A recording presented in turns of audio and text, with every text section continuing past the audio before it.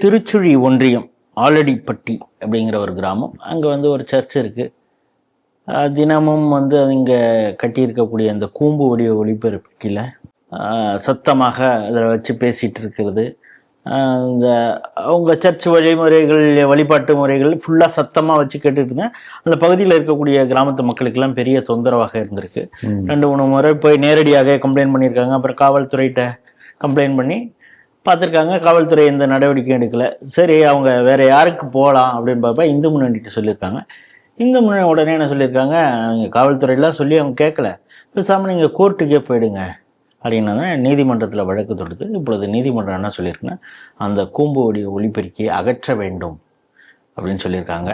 சமீப காலமாக அந்த திருச்சுழி ஒன்றியத்தில் அதிகமாக கிறிஸ்துவ மதமாற்றம் நடக்கிறது. வெளி பகுதியிலிருந்து மதமாற்ற நோட்டீஸ்லாம் கொடுத்துட்டு இருக்காங்கிற பல முறை செய்திகளில் நம்ம ஸ்ரீ டிவிலே பேசியிருக்கிறோம்.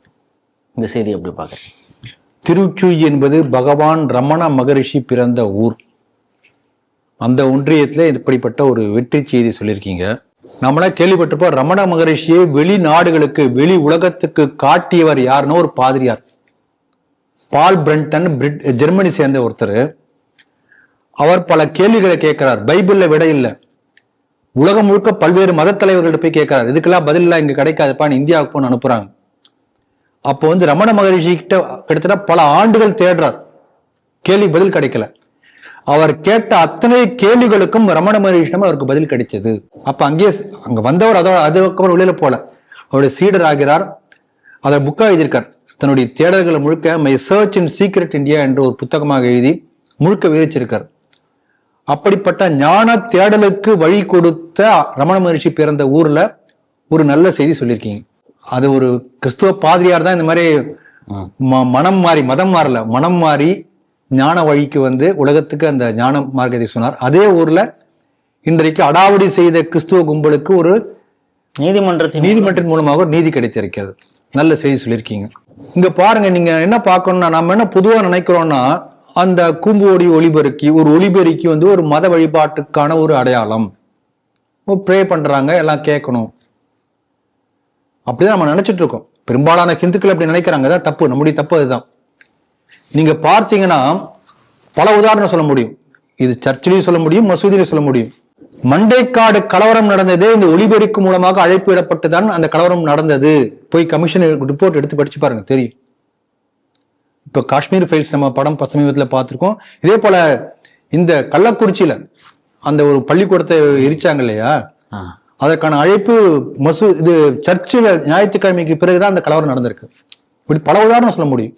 ஸ்டெர்லைட்ல போராட்டம் மணி அடிச்சுதான். அப்ப எதுக்காக இந்த மாதிரி பண்றாங்க நம்ம தெளிவா தெரிஞ்சுக்கலாம். அதே போல நாடு முழுக்க இதற்கு முன் நடந்த பல முஸ்லிம்களால் ஏற்படுத்தப்பட்ட பல கலவரங்கள் எல்லாமே வெள்ளிக்கிழமை குறிப்பா தொழுகைக்கு பிறகு நடந்திருக்கிறது.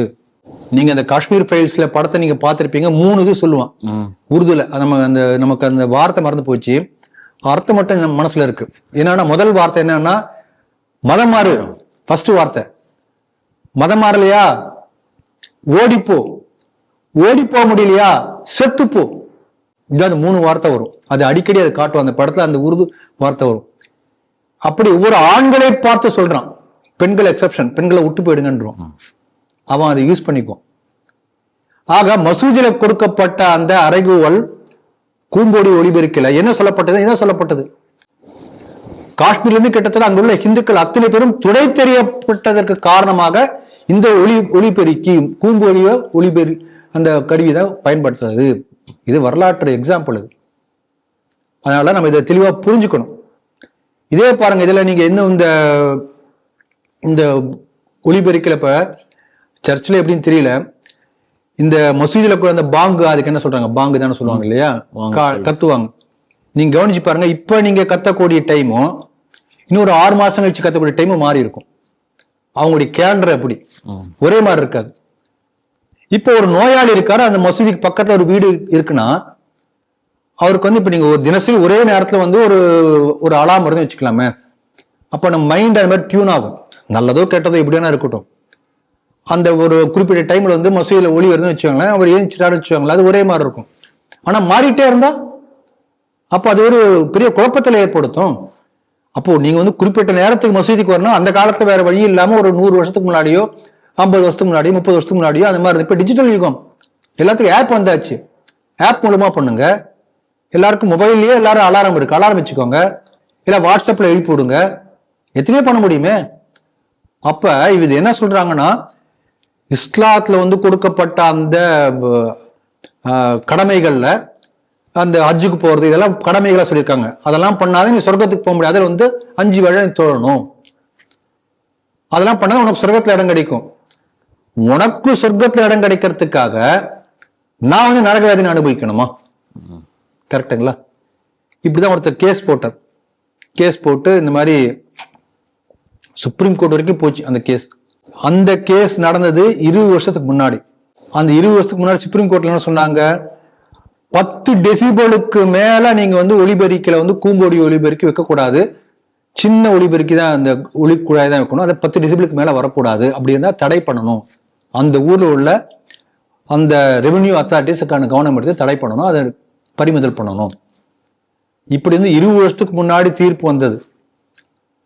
பல இடங்கள்ல அதை அமல்படுத்தல. சட்டம் இயற்றப்பட்டது, அதே போல தீர்ப்பு வந்து விட்டது. ஆனா கூட சட்டத்தை மதிக்கூடியும் கிடையாது. 9 வருஷத்துக்கு முன்னாடி மெட்ராஸ் ஹைகோர்ட்ல ஒரு கேஸ் வந்திருக்கு. அந்த கேஸ் இப்ப கூட இருக்கு. அதை சொல்லி 11 ஆண்டுகளுக்கு முன்பு இந்த மாதிரி சுப்ரீம் கொடுத்த தீர்ப்பின் பிரகாரம் இந்த கூம்பு ஒலிபெருக்கி அகற்றணும். அதை வந்து உறுதிப்படுத்திருக்கு மெட்ராஸ் ஹைகோர்ட். அப்ப அதுவும் சொல்லியாச்சு.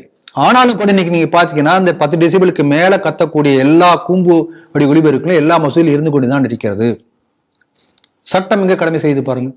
உத்தரப்பிரதேசத்துல மட்டும் அங்க கழட்டியிருக்காங்க. அதே போல மும்பையில பல இடங்கள்ல அஜித் பவார் நல்ல காரியம் பண்ணாங்க. இங்கெல்லாம் இந்த மாதிரி மசூதி முல்லா இந்த மாதிரி பெருசா சத்தம் போடுறவங்க அங்க வந்து ஹனுமான் சாலிசா போய் பதிலுக்கு போட்டாங்க. போட்ட உடனே 10 டெசிபிள் கீழே வச்சுட்டாங்க. பல இடங்கள்ல அவங்களே கழட்டிட்டு போயிட்டாங்க. ஸ்ரீ டிவில இப்ப கூட ஒரு நியூஸ் போட்டீங்க, ஜனவரி மாசம் ஏதோ ஒரு குறிப்பிட்ட தேதி இன்னைக்கு நேபாளத்துல இதே போல இடைஞ்சலா இருந்திருக்கு, மேல ஏறி கட்டிட்டாங்க. ஆகவே இதுதான் அவங்களுக்கு புரியக்கூடிய லாங்குவேஜ். அதனால இங்க வந்து வெற்றி கிடைத்திருக்கிறது. ஏன்னா இந்துக்கள் ஒன்றுபட்டு ஹிந்து முன்னணியின் பக்கம் நின்று வெற்றியை வாங்கி கொடுத்திருக்கிறார்கள். அந்த ஹிந்து முன்னணிக்கும் பாராட்டுதல்கள், அதே போல அந்த ஹிந்துக்களுக்கும் பாராட்டுதல்கள். தொடர்ந்து நல்ல வெற்றி செய்தியாக முதல் செய்தி ஆரம்பித்திருக்கிறீர்கள். இது வந்து நான் என்ன சொல்றேன்னா, இந்த தமிழ்நாட்டில் வந்து ஒரு வார்த்தை பயன்படுத்துறாங்க இல்லையா, திணிப்பு. அதாவது உனக்கு பிடிக்காம ஒரு செயலை மேல போட்டு அமைக்கினா அது பேர் திணிப்பு. உனக்கு இஷ்டம் இல்லை, உனக்கு அது தேவையே இல்லை, அதுக்கு அவங்க சொல்றது ஹிந்தி திணிப்பு. அது எல்லாரும் ஆமா ஆமான்னு சொல்றாங்க. அப்ப காலங்காத்தால இவங்களுக்கு வந்து ஒரு அல்லாஹ்வுடைய நாமத்தை சொல்லுவது நான் எனக்கு தேவையே இல்லையா, அப்ப திணிப்பு தானே அது. அப்படியே பார்க்க கூடாது. அதே அந்த மாதிரி ஏன் பேச மாட்டேங்கிறாங்க? அல்லது இயேசுவின் நாமத்தை அதே அவங்களுக்கு போட்டு எல்லாருக்கு முன்னாலும் ஏன் இதுபடுத்துறீங்க, விளம்பரப்படுத்துறீங்க? உங்களுக்கு நீங்க மட்டும் கேட்டுக்கலாமே. ஆகவே அந்த திணிப்பை இந்துக்கள் போராடி அகற்றி இருக்கிறார்கள். அவர்களுடைய முயற்சி வெற்றி கிடைத்திருக்கிறது, பாராட்டுகிறோம்.